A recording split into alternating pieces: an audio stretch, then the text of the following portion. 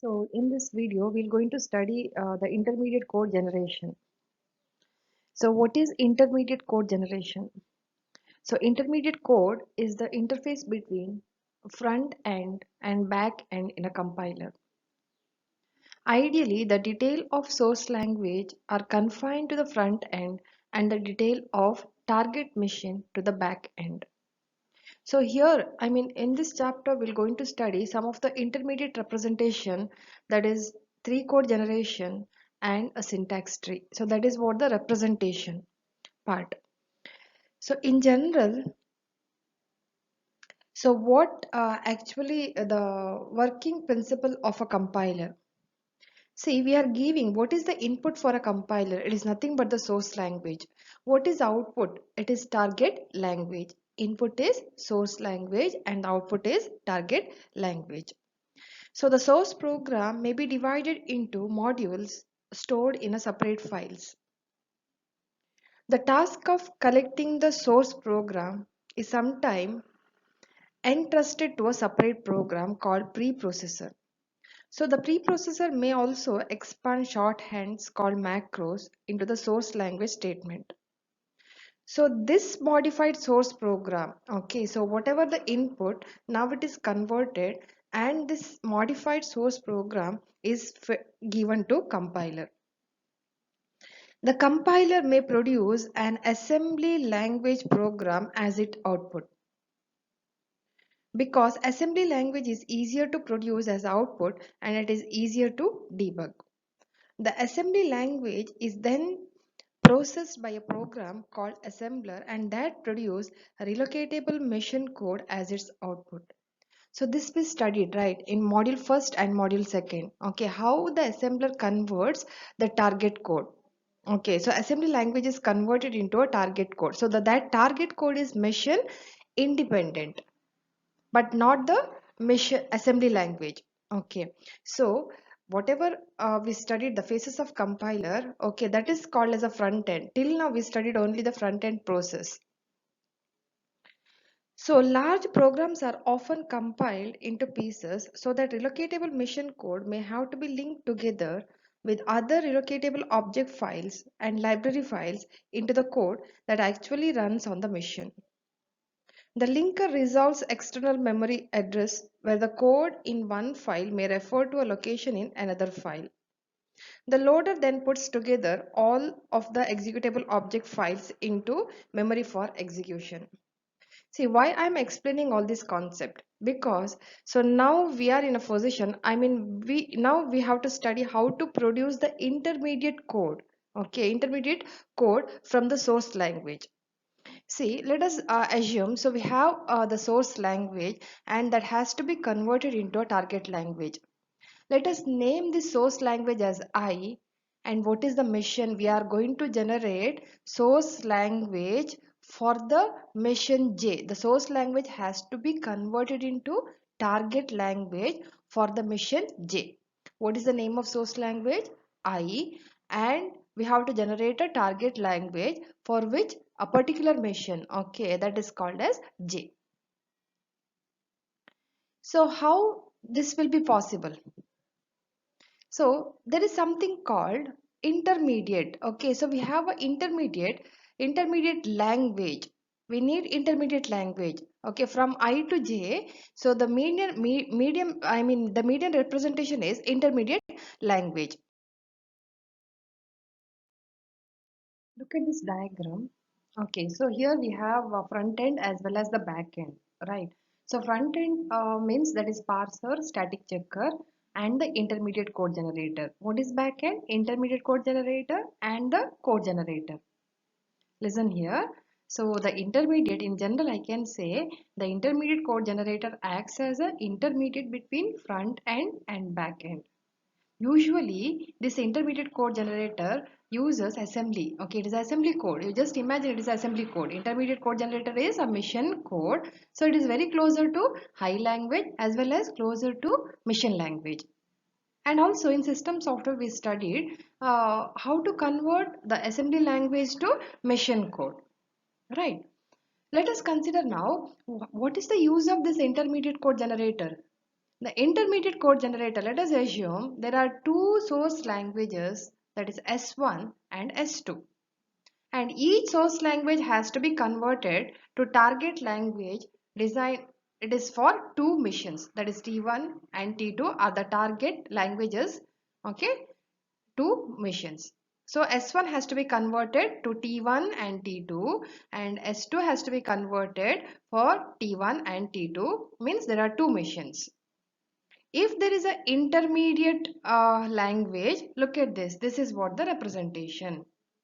What is the cost here for the second one? We need 2 into 2 code generator and 1 code optimizer. This is what the efficiency. But in the previous one, we don't have intermediate language. Therefore, it is 2 into 2 code generator and 2 into 2 code optimizer. Okay, this is what the why we need intermediate code generator. Okay, so the second one is more efficient, right? If you use intermediate code generator, definitely it is more efficient. See, what is code optimizer? It is next to intermediate code generator. We'll study later. That just optimize the code, okay, for faster. Main objective is faster and taking less power. Okay, and we know how to generate the code generator part. Okay, we'll study that. So, in general, source language is converted to target language. In between, we have intermediate code representation. So, that is high level intermediate representation, and other one is low level intermediate representation. So, high level intermediate representation, we're going to study the syntax tree. It is very closer to source program. Therefore, it is called as high level intermediate representation. Means high level to low level. And now this low level intermediate representation is 3 address code, that is very closer to target code. So we're going to study these two representation, that is syntax tree and 3 code generator. Syntax tree. So we studied syntax tree, how to construct a syntax tree. In this session, we're going to study the variants of syntax tree. As we know that the nodes in a syntax tree represents constructs in the source program. Children of a node represent the meaningful component of a construct. And we have a variant of syntax tree that is called as a directed acyclic graph. In general, or in short, it is called as DAG. For an expression, identify the common sub-expressions of the expression. So what is directed acyclic graph for the expression? Like a syntax tree for an expression, DAG has leaves corresponding to atomic operands and the interior code represents to operator. The difference is that a node n in a DAG has more than one parent if n represents a common subexpression. Okay, always see in syntax tree we have only one parent. For a children we have only one parent. But here in this case in the DAG for a children it may contain more than one parent because the expression contains something like the common sub-expression. If that is the case, that common sub-expression may contain more than one parent. Understood? So this is what the difference here. Thus the DAG not only represent expression more efficiently, it gives compiler importance to important clues regarding the generation of efficient code, evaluate the expression. Means it saves the space, right? So let me explain that. Look at this expression a plus a star b minus c plus b minus c into d. Okay, see here we have b minus c. B minus c, expression b minus c, how many times? There are two sub expression, that is b minus c. So how many times? Two times, right? Therefore, look at the diagram. We have b minus c. How many subtree? Only one subtree. Whether we have two subtree? No, we have only one subtree. And look at that minus. For minus, how many parents actually? Two parents, right? Star star. There are two parents. So this is what the main thing in DAG. Let me explain how to construct this particular tree. Consider this expression once again. So this is what the tree, right? Let me explain. Okay. So how to evaluate this expression from left to right? What is the first operand? A, right? Look at that, A. And after that, what is the next one? We have, okay, look at that expression. So first we have to perform A plus A into BC. Therefore, bracketized expression has more priority. I am going to solve B minus C first. Okay, B minus C. After that, we are performing multiplication with A. Understood? We are performing multiplication with A. But how many times A in the expression? 2 times. But in the tree, no need to write A 2 times. Look at this. This is the sub expression. This is added with A. Understood? This is added with A. Look at this. There is a connection for A. What we did? First we performed A into B minus C. And after that, this sub expression is added with A. But A how many times? 2 times. Therefore, we won't write A 2 times. There is a connection, right? Plus, okay, directly connected with A as well as star. Similarly, this sub-expression is going to added with the next sub-expression, that is B minus C into D.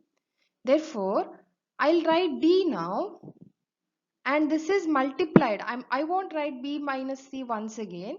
This is multiplied with star. Clear? And this sub-expression is plus. Okay, so in this way we can construct the DAG. So this is called as DAG for A plus A into B minus C plus B minus C into D. Now let us consider the syntax directed definition for creating a DAG. How to create a DAG? So you will understand after studying this. See, what is the grammar here? Actually, this is arithmetic expression grammar. Therefore, it is E derives E plus T, E derives E minus T, E derives T, and T derives bracketized expression, and T derives ID, and T derives num. And what is the corresponding semantic rule? The syntax directed definition, grammar with rules. For the first rule, we have to create a node. Okay, new node. Okay, what is the name of that new node? Plus. That is connected with E1 node, comma T node. Similarly for minus, we have to create a new node. Okay, for minus. This is just an assignment. Whatever the address of T node is assigned to E node. And here the address of T node is equal to E node. And here what we have to do, this is what the terminals, right? Here we have to create a leaves. So we are going to create a leaf. Okay, what is that entry? ID entry, that is lexical value. Similarly, leaf for num. And for that particular sub expression, so what we do is, initially what is the expression? A plus A into B minus C, right? Just recall that initially we are going to do leaf. Okay, which one we are going to create first? A. That is leaf, right? Then we are going to create B. Then we are going to create C. Okay, look at that. In the first one, we're going to create, first one is A, and the second one is again A, that is same as P1. No need to create P2 actually, because already we created. In the diagram, we won't create, right? Only one A. And next, okay, for B leaf node and for C leaf node, its address is assigned to P1, P2, P3, P4 respectively. After that, what we have to do? We have to perform B minus C. Therefore, it is nothing but, look at the second production. What we have to do? Minus. But it is leaf. No, it is node. It uses two leaves. What is that? B and C. That is P3, comma P4. Clear? That address is assigned to P5. So we created B minus C. And after that, we are performing into. Into with what? A, comma P5, right? A, comma P5. That is A into B minus C. What is B minus C? That is in P5. Where is A? That is in P1. And again we are performing plus with P1 comma P6, right? Plus with P1, that is A plus, okay, A plus A into B minus C. That is completed. First sub expression is completed. After that, okay, again we are going to create B and again we are going to create C. That is same as P3 and P4. No need to create P8 and P9, right? The same node. Now for 10, what is that? Perform B minus C. Then you perform create D. Then you perform B minus C, right? B minus C into D. Then finally you perform plus, okay, that is P7 comma P12. So in this way we can create the DAG. This is for the steps for creating. So this is called as steps for constructing a DAG.